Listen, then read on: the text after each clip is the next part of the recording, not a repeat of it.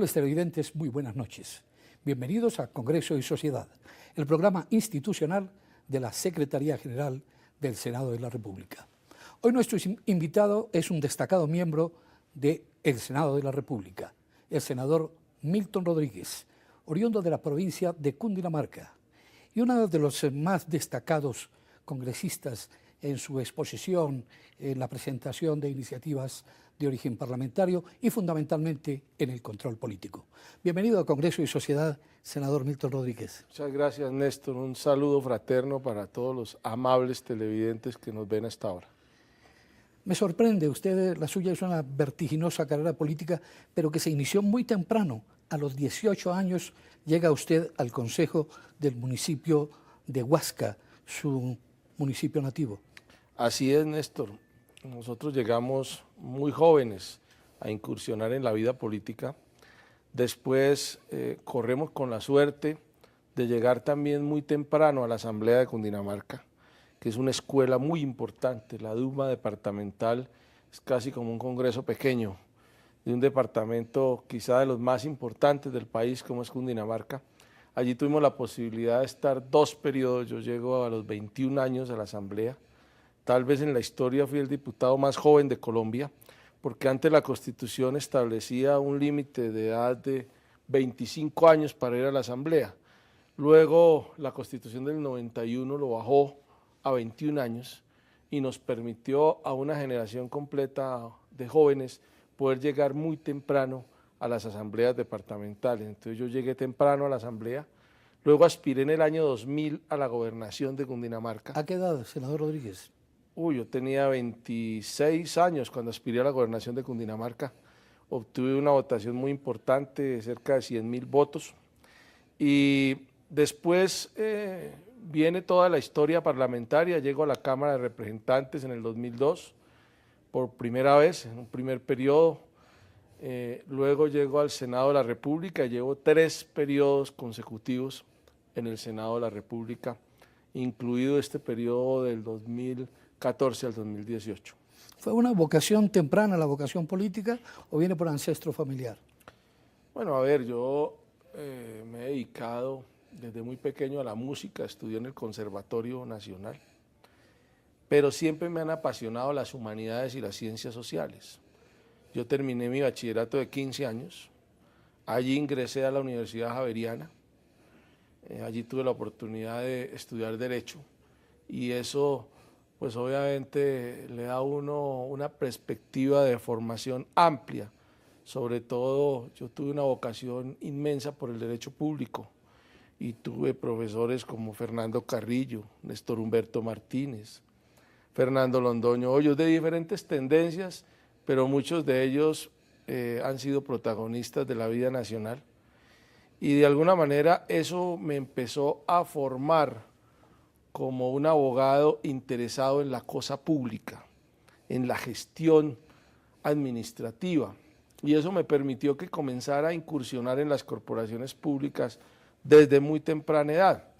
Y ahora pues estar acá en la Casa de las Leyes, en el Congreso, es una oportunidad histórica para poder ejercer quizá la majestad más grande que puede tener un jurista, que es crear la norma. El espíritu del legislador quizá es de las cosas más hermosas que uno puede encontrar en los temas jurídicos, sobre todo en el derecho normativo, en el derecho positivo, que es poder uno llegar a escudriñar cuál es el origen de las reglas de juego de la sociedad, en este caso las leyes que expide el Congreso de la República. Y bueno, hemos seguido en ese trasegar político, no solo en el desarrollo de las normas, sino también en el control político, en los debates permanentes a los temas nacionales y por supuesto muy empeñados también en sacar adelante nuestra tierra chica, nuestra Cundinamarca. Debo suponer que usted era simultáneamente estudiante de Derecho de la Universidad Javeriana y concejal de su municipio. Exactamente, yo llegué al Consejo de Huasca prácticamente cuando estaba en tercer año de Derecho. Y combinaba las dos actividades. Obviamente el estudio de las disciplinas jurídicas, que siempre fui juicioso, tuve un promedio altísimo en la universidad, fui muy buen estudiante, pero al propio tiempo comenzaba a hacer mis pinitos ya en estos temas políticos y llegué al consejo exitosamente. Recuerdo que mi lista obtuvo 3 concejales, 3 escaños, 2 por cociente y 1 por residuo en mi lista, y ahí comenzamos a avanzar.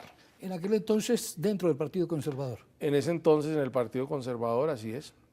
Luego pues nos abrimos paso ya en un ámbito plural, entré al Partido de Unidad Nacional y hoy pues no solo contamos con muy buenos amigos en el conservatismo, sino con amplios sectores liberales e independientes que ven con buenos ojos nuestra propuesta y nuestro proyecto político. ¿Cuál es el resultado del balance de su gestión en la Cámara de Representantes en función de la provincia cundinamarquesa? Yo inicio en la Cámara muy joven, comienzo en la comisión primera de la Cámara. Recuerdo que tuve en esa época de compañeros a Roberto Camacho, gran maestro. En esa época fui compañero de Gina Parodi, de Germán Barón, Armando Benedetti. Llegamos un grupo muy interesante de congresistas jóvenes a la comisión primera. Allí tuvimos unos debates intensos sobre unos temas que hoy marcaron el derrotero de Colombia. Pudimos prácticamente armonizar todo lo que fue la reforma política que permitió las listas con el famoso voto preferente, todo el tema de la reforma a los partidos políticos, porque antes eran verdaderas microempresas electorales, la política era un desorden total. Se encauzó mucho ese tema, se trabajó intensamente en darle a Colombia unas instituciones medianamente estables para fortalecer la democracia. Trabajamos muchísimo en todo el sistema penal acusatorio, que fue revolucionario. En América Latina comenzó a implantarse en Puerto Rico. Usted sabe que ese es un sistema de origen anglosajón. Nosotros estudiamos a fondo ese tema y dotamos a la Fiscalía General de la Nación de todas esas herramientas para poder desarrollar la función acusatoria, para poder revisar todo el tema de alguna manera de la política criminal en frente a una justicia que venía, digamos, muy cuestionada, con muchos retrasos, con muchas falencias. Ese tema fue muy bonito y se trabajó también, se sacó adelante el tema de la habeas data, que yo recuerde.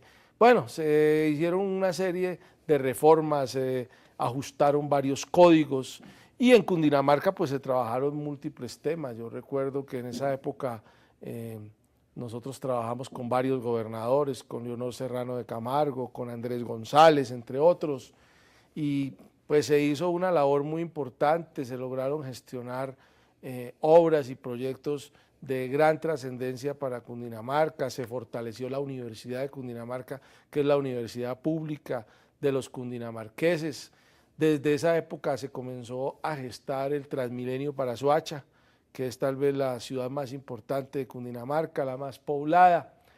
Se hicieron unas inversiones muy importantes para la doble calzada y la proyección de la doble calzada Girardot, que hoy pues es una realidad, pero que se ha quedado corta y se requiere, por supuesto, hoy de un tercer carril. Pero en fin, se trabajó intensamente en unos temas que fueron importantes para Cundinamarca, se sacaron proyectos muy valiosos en beneficio de los estudiantes universitarios, de la red pública de hospitales, se trabajaron unos temas sociales de una gran trascendencia. Vida y obra del senador Milton Rodríguez, aquí en Congreso y Sociedad. Vamos a unos mensajes institucionales y ya regresamos. ¿Sabe usted cómo está conformado el Congreso de la República?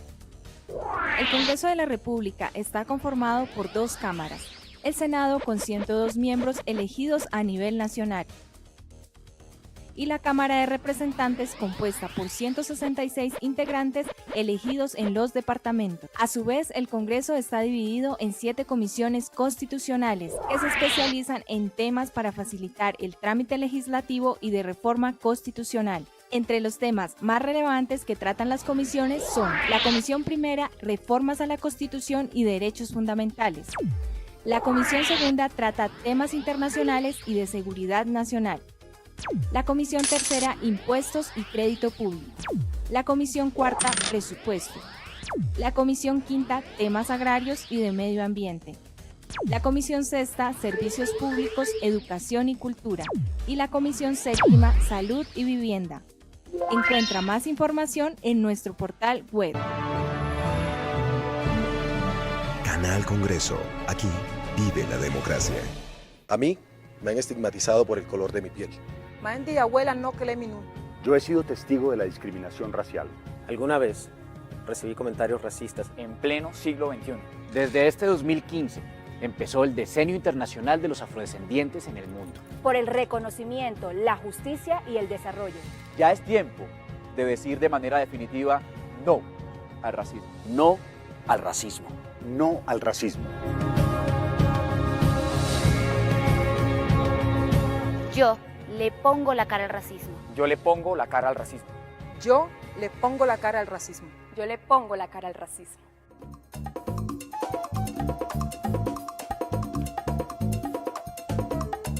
Todos por un nuevo país. Paz, equidad, educación.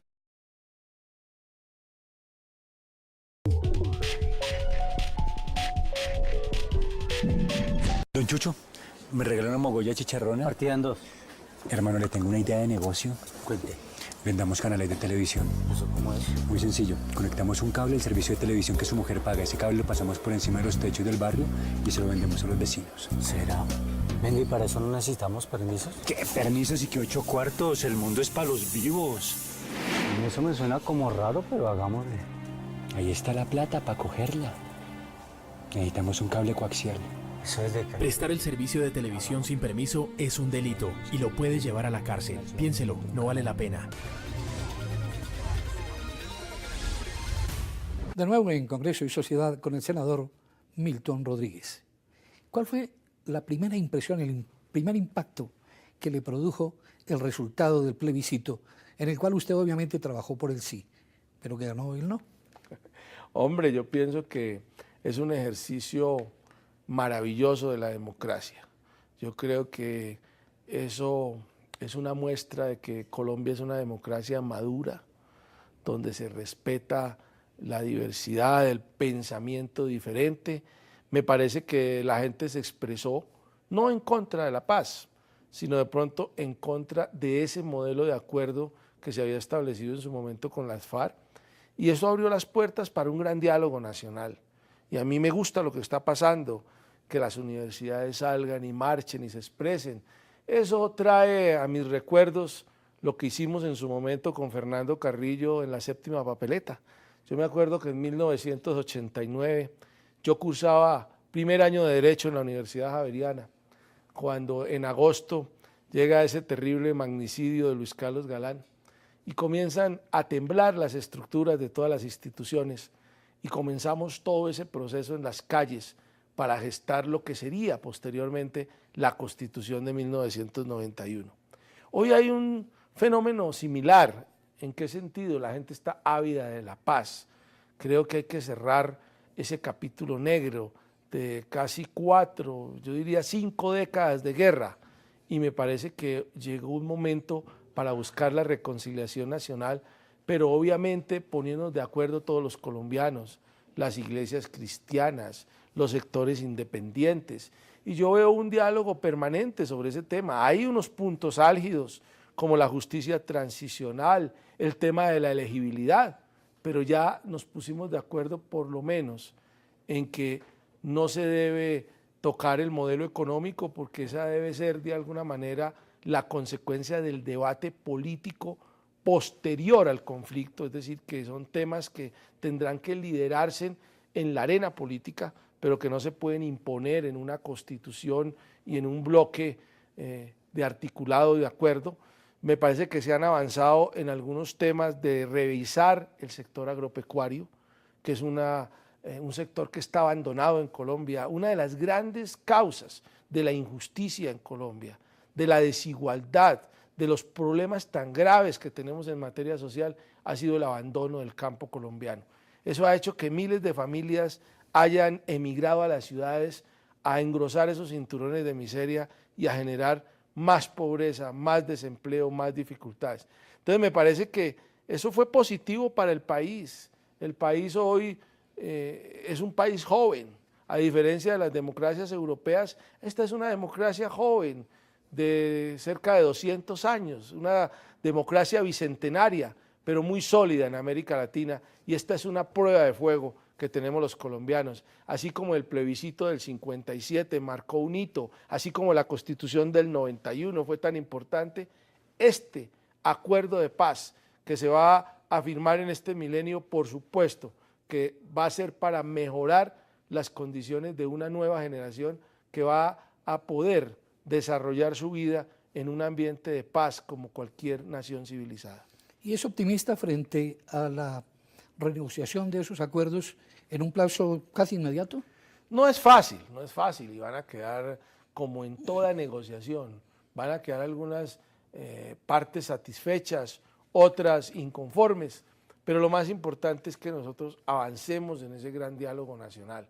Yo prefiero definitivamente tener esas voces inconformes en la política, en la plaza pública, en el debate del Congreso de la República, y no tener lo que hoy tenemos en Colombia, ese drama de miles de desplazados, de problemas con los niños en la guerra, de las minas quiebrapatas, de esa crisis humanitaria que realmente no nos merecemos una sociedad como la nuestra en pleno siglo XXI.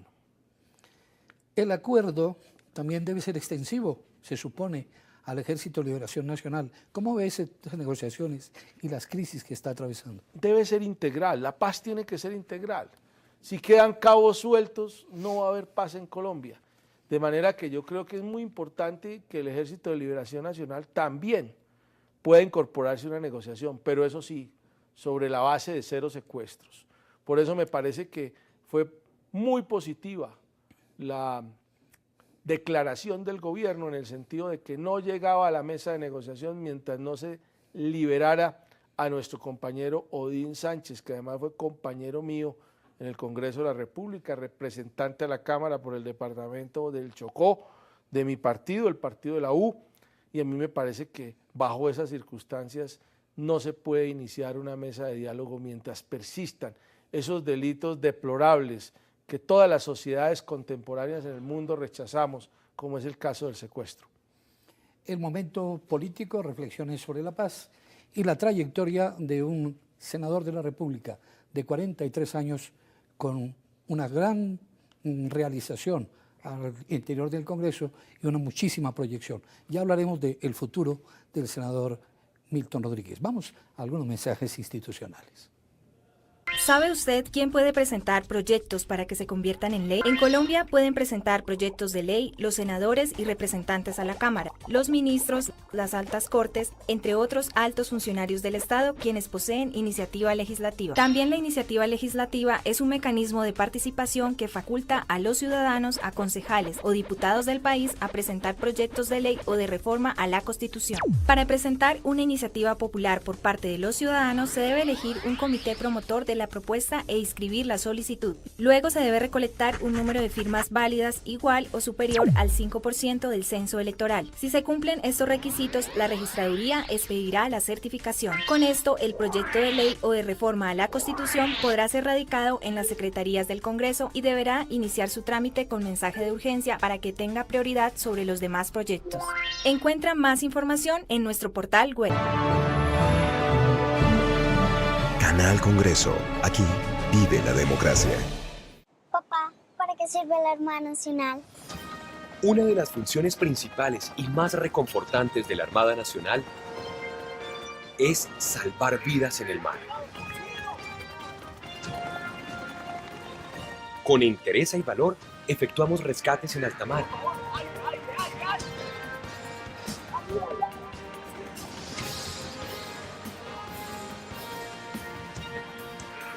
Asimismo, se realiza desminados humanitarios. Además, atendemos desastres naturales y con equipos altamente capacitados devolvemos la estabilidad a lugares afectados. En la Armada Nacional, la valentía y eficiencia resumen nuestro trabajo de asistencia humanitaria. Armada Nacional. Protegemos el azul de la bandera. Todos por un nuevo país. Paz, equidad, educación.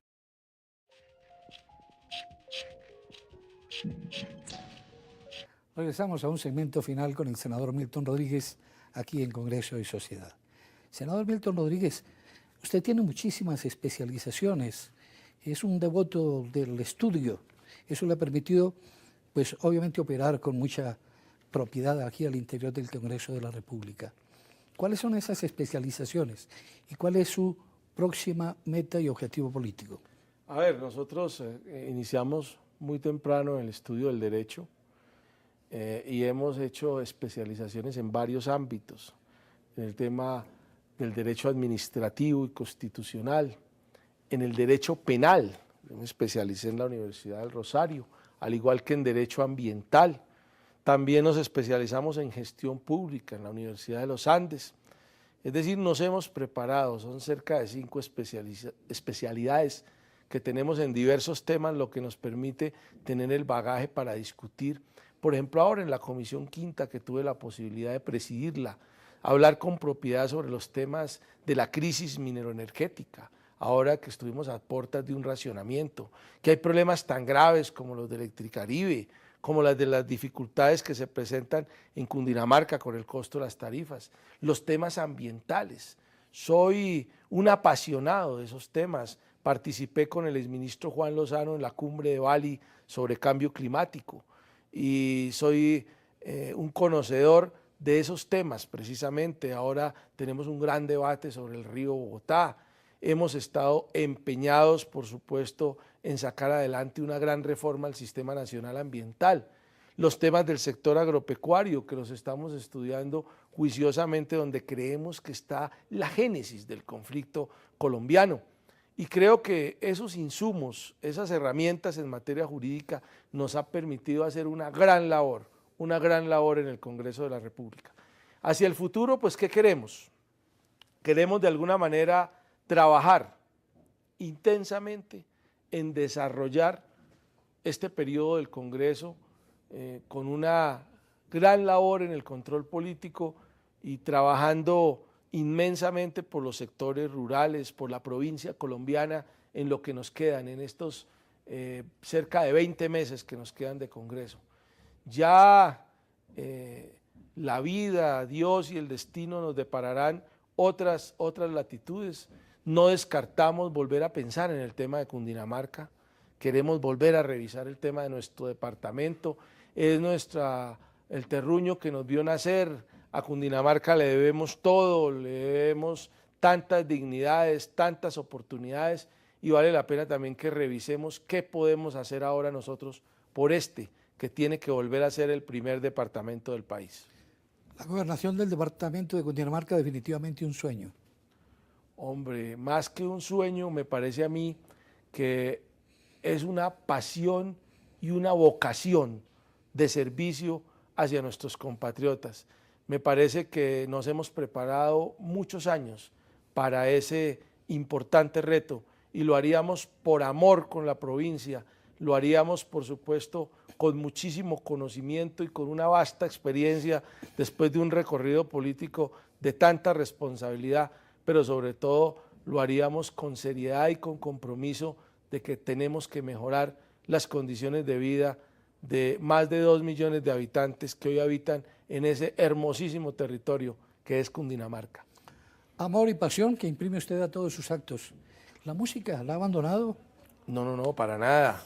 Yo le quiero contar que en una época, incluso antes de ser concejal de mi pueblo, alcancé a ser cantor de iglesia y lo hacía porque me gustaba, no solo la música gregoriana, la música barroca, sino porque además estudié la música en forma disciplinada, como le dije, en el conservatorio, y lo he seguido haciendo. De hecho, es uno de mis hobbies. Yo interpreto varios instrumentos musicales y de vez en cuando también canto en los municipios. No lo hago con mucha frecuencia, pero sí me gusta compartir mucho con la gente y como buen colombiano llevo la alegría del latinoamericano y la música la llevamos en el alma.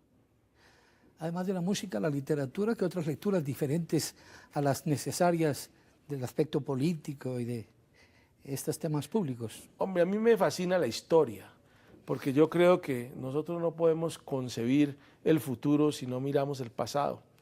Y me gusta mucho, sobre todo, revisar no solo la historia contemporánea del mundo y de las diferentes civilizaciones, sino la historia nuestra, la historia colombiana.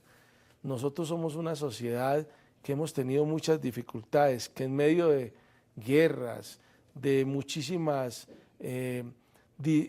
vicisitudes que se presentan entre las diferentes facciones de la sociedad, hemos logrado construir una democracia, y me gusta mucho revisar lo que ha pasado en la historia de Colombia, mirar y aprender de esos errores del pasado para no volverlos a repetir, y mirar cómo podemos enriquecer esa patria nuestra que pide, exige y reclama cada vez más consagración por parte de sus líderes, que realmente quienes estamos en esta actividad pública lo hagamos con la mayor responsabilidad y nos entreguemos realmente a las comunidades, que es lo que hoy reclaman las nuevas generaciones de la clase política.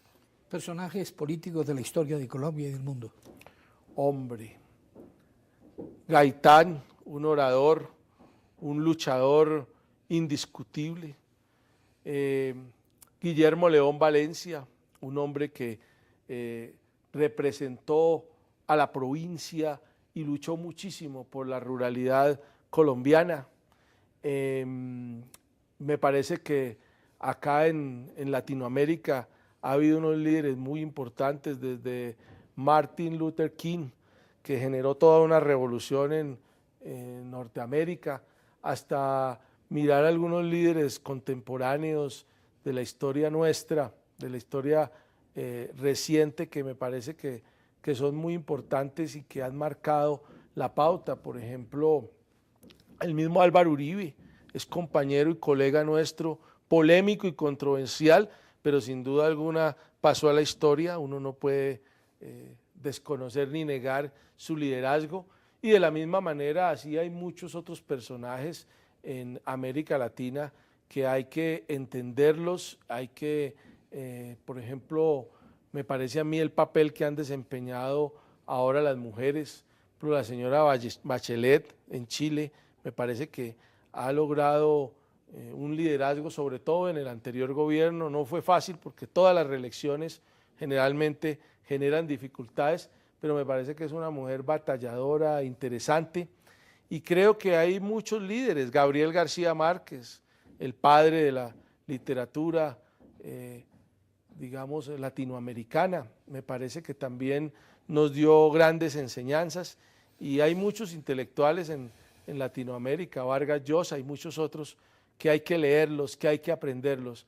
Esta es una civilización de inteligencia, de cultura, de mucha grandeza. Para mí, después del antiguo continente, que fue la génesis de la cultura, después de todos los países emergentes, como el caso de los norteamericanos, de los tigres asiáticos que han llegado a las cúspides de la economía, me parece a mí que el siglo XXI tiene que ser el siglo de Latinoamérica. Una pregunta final, como católico practicante, ¿cómo le parece el ejercicio del Papa Francisco? Un apostolado, sobre todo en materia humanitaria. Yo pensaría que el Papa Francisco, más que un religioso, es un hombre de una inmensa, de un inmenso carisma y de una gran caridad. Y eso es lo que le hace falta al mundo: caridad, misericordia, solidaridad. Yo creo que al Papa hay que aprenderle, porque es lo que esperan las sociedades de los grandes líderes. Un político de tiempo completo y un hombre político, una entidad política y social. El senador Milton Rodríguez estuvo aquí en Congreso y Sociedad. Muchas gracias por su presencia en este programa. A ustedes muchas gracias por invitarnos, y a los televidentes por compartir estos minutos con nosotros. A ustedes, amables televidentes, los invitamos a contactarnos a través de nuestras redes sociales. Los esperamos aquí, en Congreso y Sociedad, en una próxima oportunidad.